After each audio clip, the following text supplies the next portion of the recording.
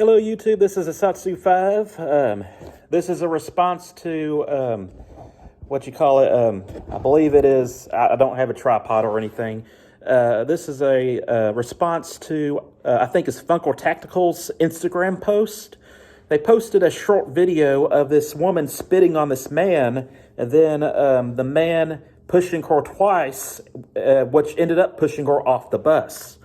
And he was saying that he didn't feel bad for the woman, and there seemed to be a lot of people glorifying this man. And I found this very disturbing, and I'm going to explain why. So first off, I'm not going to accuse Funko Tactical of cutting the film in a way that promotes his sense of humor or ideology, but just to give you a hint where this film is going, there's a longer clip. And I'm going to show that clip towards the end of this discussion. But let's start off with what Funko Tactical actually showed. And I want to show you that clip right now. Disgusting.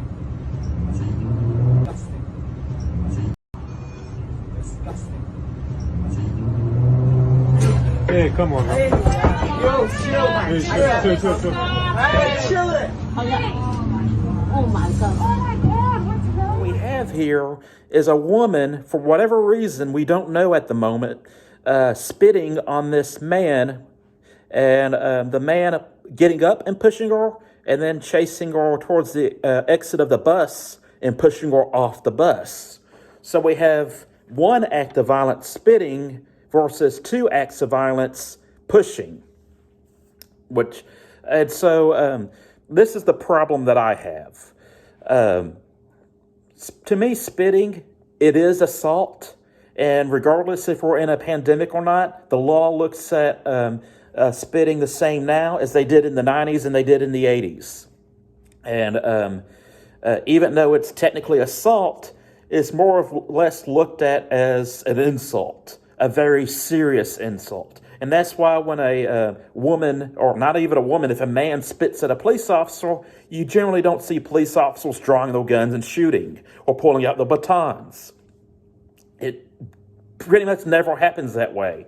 There might be some footage that I haven't seen, but in general, when a person spits at a police officer, that police officer restrains them, maybe does a takedown and handcuffs them, and they're arrested for assault on a police officer.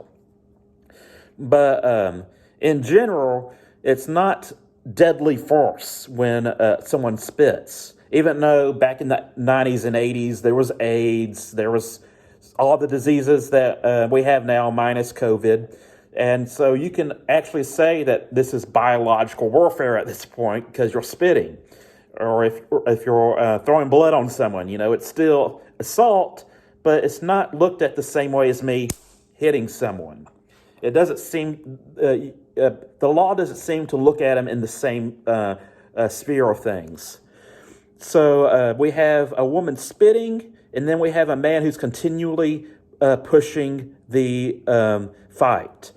And this is, again, one of the problems. If a woman was to come up to me and slap me and then not do anything else, walk away or step back, that's pretty much an insult. I wouldn't be justified in approaching her and then hitting her. Now, if she was slapping me over and over again, and she wasn't letting up, I would be justified in defending myself. But even if it's just a single slap is enough to send you to the hospital. I got the scar to prove it. But even when that did happen to me, it was a single slap, and I wouldn't be justified in chasing her down and attacking her. I'm looking through this video through the lenses of someone who has a high view of chivalry. I don't think I'm saying that right. Someone from a criminal justice background. I studied criminal justice in college. Passed all my criminal justice classes. Couldn't pass math. Go figure. But also as someone who's been trained and licensed to carry a firearm. I'm looking at this through these different lenses, and it just doesn't make sense to me to glorify this man. Now, if the woman had some of her blood and was trying to stab him with her blood, actively trying to infect him, or if the woman is spitting on him multiple times, or the woman is continuing the attack and it's an immediate threat, then the man would be justified in defending himself. But that's not what happened. The woman spat, the man got up and pushed her, and then followed her and pushed her again. So to me, it's not really self-defense, it's retaliation. And it is most likely retaliation, but because we don't know the whole story, it could be mutual combat. But as I hinted at the beginning, there's a longer video. And I'm going to show the longer video. I'm not saying this is the full video, but I'm saying this is the longer video that sheds some light on the situation. I dare you. Do something.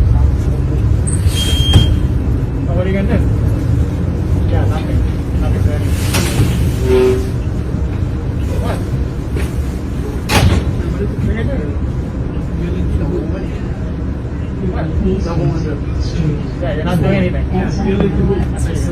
Just sit down. Just trying to warn her if she's Go home. ahead and recess.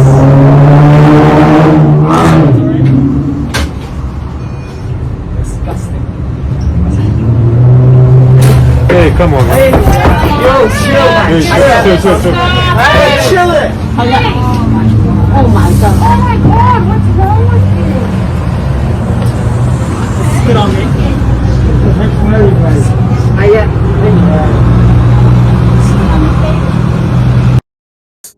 Okay, do you have a different perspective now?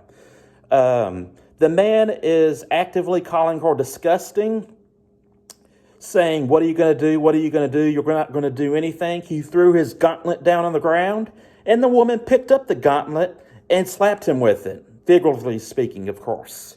Now, defending pride and defending your emotions with physical violence isn't the best deal. It's not preferred. It's actually kind of illegal. You don't use violence to protect your pride, and you don't use violence to protect things that are not your life. I'm not the best speaker, so forgive me. So we could say that both people are wrong. That's why I'm saying this could be mutual combat. But I'm a firm believer, if you poke and prod someone and you yell at them to the point where they feel like fighting and they decide to fight back, you can no longer claim self-defense. If you're encouraging someone to act violently and they act violently, then to me it's either mutual combat or retaliation. It's not self-defense, and no one should be glorified. In fact, I feel more sympathetic towards the woman for having to withstand that abuse, and then when she actually picks up the gauntlet like he wanted in the beginning, she gets pushed. Like I said, he was challenging her, she wasn't challenging him in this video. Now, if there's a longer video I'm not familiar with, I'd love to see it. But what this looks like to be is a mask versus non-mask confrontation. And I don't know that for a fact, it just seems that way. But you know what this really reminds me of? Nick Sandmann, if I'm pronouncing his last name right. Nick Sandmann is a young high school kid at the time who was protesting abortions in Washington, and him and his Catholic school group were being antagonized and harassed by the Black Hebrew Israelites. And the kids did the haka, which is a tribal dance by the Maori people. So the Catholic school kids, in response to being harassed and verbally abused by the Black Hebrew Israelites, did the haka, which is pretty peaceful in my opinion, because they allow it in sports. They allow it in non-combative sports. And then I can't remember the Indian's name, but this Indian guy got his drum and was trying to drive away the Catholic kids. And Nick Sandmann said, hey, I have just as much right to protest here as you do. I'm going to stand my ground and sit here and smile. Because you know why? Smiling is the most peaceful thing I could think of to do at this moment and still protest, which is in my constitutional rights. The CNN and I think the Washington Post, posted very short clips of the kids acting rowdy and Nick Sandmann smiling at this Native American protester, and they vilified Nick Sandmann to the point where he was getting death threats, and people were saying that he's a very punchable kid, and the media vilified Nick Sandmann even though he did not do anything wrong.